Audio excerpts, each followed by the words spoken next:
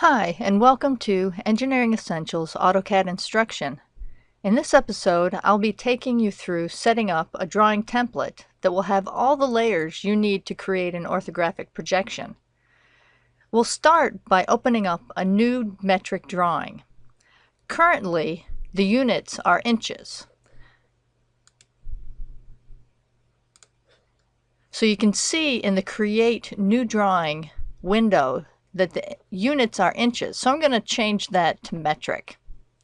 Now if I go ahead and use the wizard to create my drawing, I'll step through. You can see the paper size is still 12 by 9, which is clearly inches.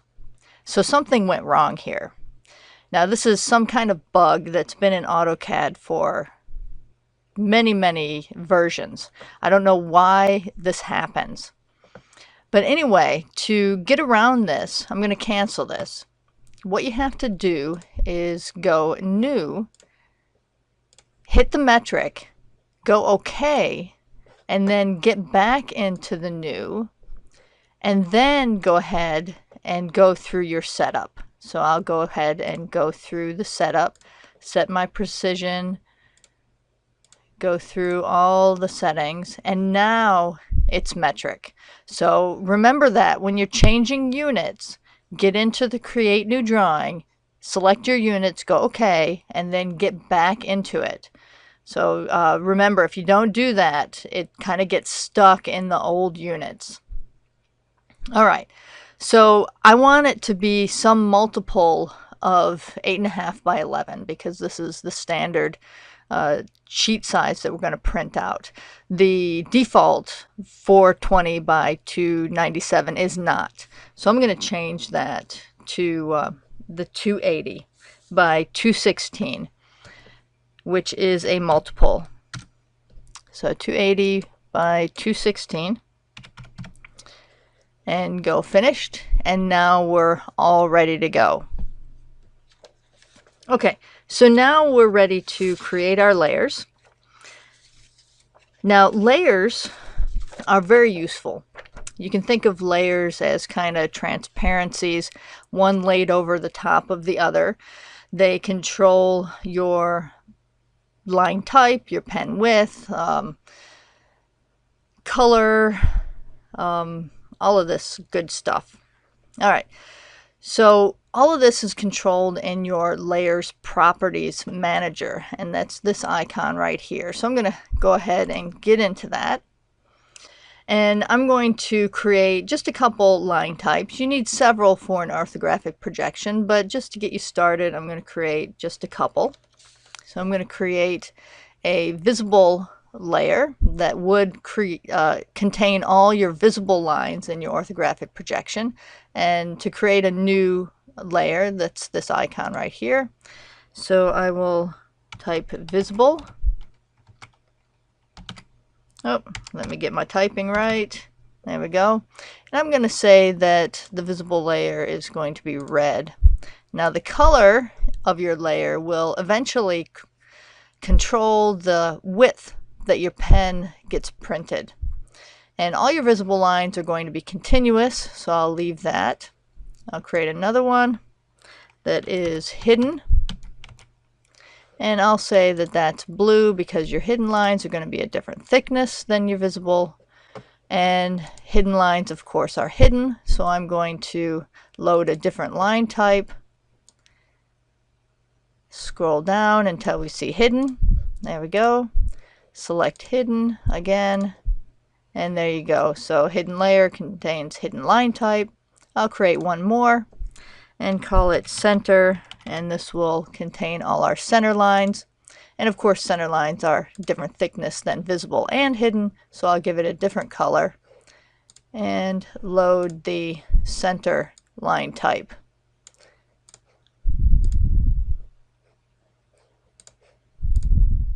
And there you go. We have three line types.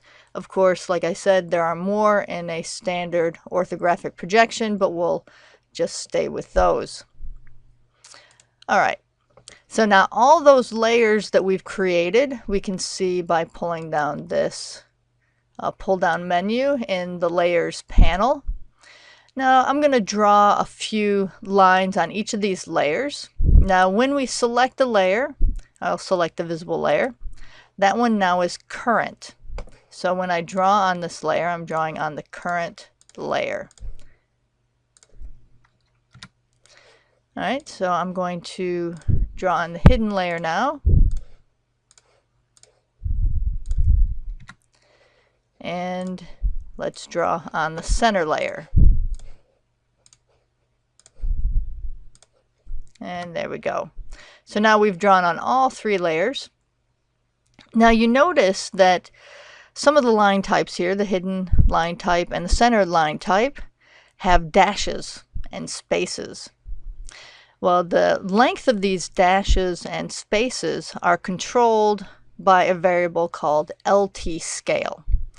And by changing the size of this variable, we can change the size of these dashes and spaces. So let's do that and see what effect it has. So I'll type LT scale. Right now it's set at 1, so I'm going to change that to 2. And you can see it got bigger. Alright, well what if I change that to be smaller? I'm going to hit the space key, our nifty little speed button there. And I'm going to change that to 0.5. They got smaller. Alright, so you set that variable to be bigger, the dashes get bigger. Set it to be smaller, the dashes get smaller. I'll set that back to 1. Well, what happens if you want only one line to be different than the other ones? You notice that when I changed LT scale, it was a global variable, so it changes everything. Well, what if you only want one thing to change? You can do that, but you have to do it through the Properties Manager. So I'll go into the View tab, and I'll just select, let's say this one line, and I'll go into the properties of that one line. And the LT scale is right here for that one line, and I can make that bigger or smaller as I need it to be. And you can see it changes just that one line. So you can do that. So that's very convenient, especially with center lines. If you have an especially small center line and you need to change the LT scale of just that center line, you can do it. Alright, now with layers, let's go back to talking about layers. With layers, you can adjust the properties. You can turn them off, you can lock them, you can freeze them. So let's look at that a little bit. When you're drawing an orthographic projection, a lot of times you'll create a layer called construction. And when you're done, you want to turn this construction layer off, which means you just want to make it disappear. You don't want to take time to erase it, because time is money, you know, you've heard that. You just want to just turn it off. So let's say that we're done, and let's pretend our center layer is our construction layer, and you just want to turn it off. Well, this little light bulb here is the off on. Oh, my center layer is actually current, so let me make something else current, like the visible layer.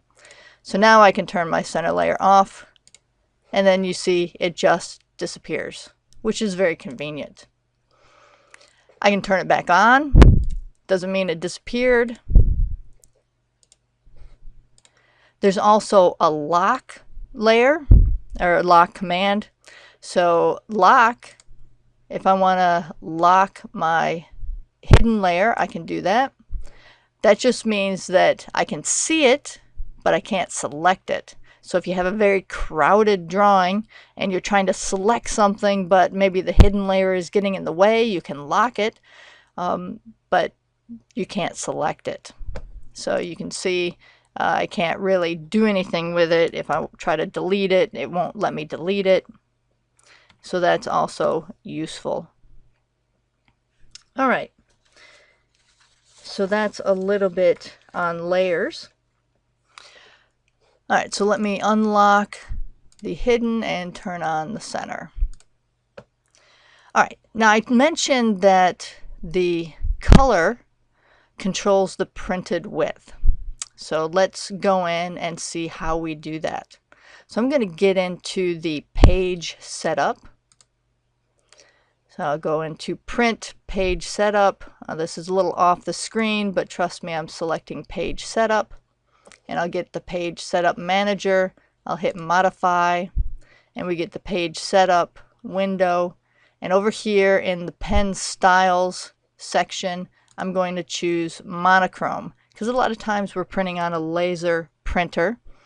And I'll go, yes, I want to adjust that. And I'm going to hit this little icon here, which brings up the plot styles editor. And you can see all these colors over here on the left. Well, the red was visible, and I want that to be pretty thick. The standard says that it should be 0.6 millimeters. The blue should be medium for my hidden, and the standard says 0.45. And center should be pretty thin. The standard says about 0.3. So I can select all of that, and I would say save and close. And now my colors control my printed width. Now just be careful, the color printed width connection is not file specific, so it doesn't go with your file. So check it every time you want to print if you're changing computers. All right, so that is the printing aspect of it. Now I'm going to erase all the drawing stuff that I did. So erase all and save this as a template. Now the nice thing is, if you create all your layers for your orthographic projection, you can save it as a template, and then you never have to create those layers again, right? You always have them, because it gets kind of tedious creating those layers over and over again. So you would just go File, Save As, and then you would save it as a template drawing. And then just give it any name you like and place it wherever you like on your computer. And then you just open it up and you can reuse those layers over and over again. All right, I hope this was helpful, and I will see you in the next episode.